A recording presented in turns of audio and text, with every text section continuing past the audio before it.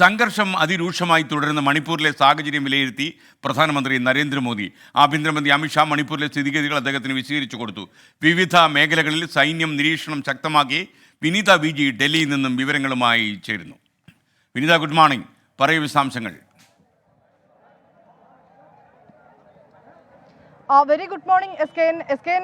മണിപ്പൂരെ സംബന്ധിച്ചിടത്തോളം സ്ഥിതിഗതികൾ അതീവ രൂക്ഷമായി തന്നെ തുടരുകയാണ്. ഒപ്പം തന്നെ കഴിഞ്ഞ ദിവസം വിദ്യാർത്ഥികളുടെയൊക്കെ നേതൃത്വത്തിൽ പ്രതിഷേധങ്ങൾ ഉണ്ടായിരുന്നു. അതൊക്കെ തന്നെ വലിയൊരു ആശങ്കയിലേക്കാണ് നിലവിൽ മണിപ്പൂരിലെ സാഹചര്യങ്ങളെ കൊണ്ടെത്തിക്കുന്നത്. ഈ മാസം ആദ്യ ആഴ്ചയോടുകൂടിയാണ് മണിപ്പൂരിൽ ആദ്യത്തെ ഒരു ഡ്രോൺ ബോംബ് ആക്രമണം ഉണ്ടാകുന്നത്.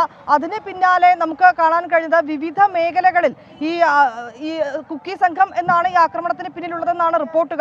അവരുടെയൊക്കെ നേതൃത്വത്തിൽ വലിയ സംഘർഷത്തിലേക്ക് കാര്യങ്ങൾ എത്തുന്നു. കുക്കി മെയ്തൈ വിഭാഗങ്ങൾ തമ്മിൽ പിന്നീട് അത് സംഘർഷത്തിലേക്ക് എത്തുന്നു. നിരവധി പേർക്ക് സംഘർഷങ്ങളിൽ പരിക്കേൽക്കുന്നു.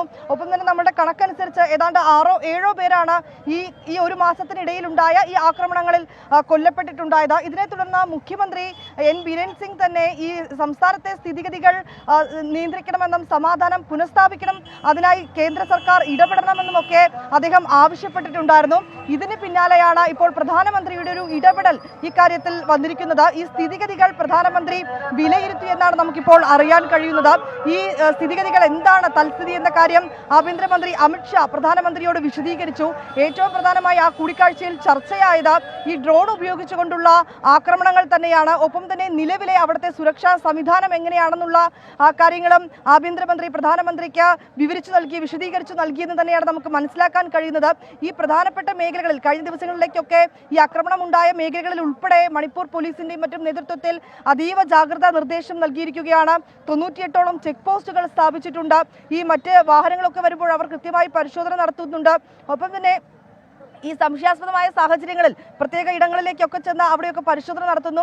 അങ്ങനെ നടത്തിയ പരിശോധനയിൽ ഇന്ന് 12 തോക്കുകൾ കൂടി കണ്ടെത്തിയിട്ടുണ്ടെന്നാണ് നമുക്ക് മണിപ്പൂർ പോലീസിൽ നിന്നൊരു വിവരം കൂടി ലഭിച്ചിരിക്കുന്നത്. എന്താണെങ്കിലും ആ സ്ഥിതിഗതികൾ അത് ഏറ്റവും സമാധാനപരമായ ഒരു അന്തരീക്ഷത്തിലേക്ക് കൊണ്ടുപോകുന്നതിനാണ് മുഖ്യമന്ത്രി ഉൾപ്പെടെ ശ്രമിക്കുന്നത്. ഈ ഘട്ടത്തിലാണ് ഇന്നലെ വീണ്ടും ഈ വിദ്യാർത്ഥികളുടെ പ്രതിഷേധവും ഒപ്പം തന്നെ അത് വീണ്ടും ഒരു സംഘർഷാവസ്ഥയിലേക്ക് തന്നെ കാര്യങ്ങൾ എത്തിക്കുകയും ചെയ്തിട്ടുണ്ടായിരുന്നത്. ഇന്നലെ രാത്രിയും സമാധാനം പുനഃസ്ഥാപിക്കണമെന്ന് ആവശ്യപ്പെട്ടുകൊണ്ട് സ്ത്രീകളുടെ നേതൃത്വത്തിൽ ടോർച്ച് തെളിയിച്ചുകൊണ്ട് അവിടെ പ്രതിഷേധവും നടന്നിട്ടുണ്ടായിരുന്നു. ഓക്കെ, വിനീത വിജയാണ് വിവരങ്ങൾ നൽകിയത്. വളരെ ആശങ്കപ്പെടുന്ന സാഹചര്യമാണ് അവിടെ ഉള്ളതിപ്പോൾ.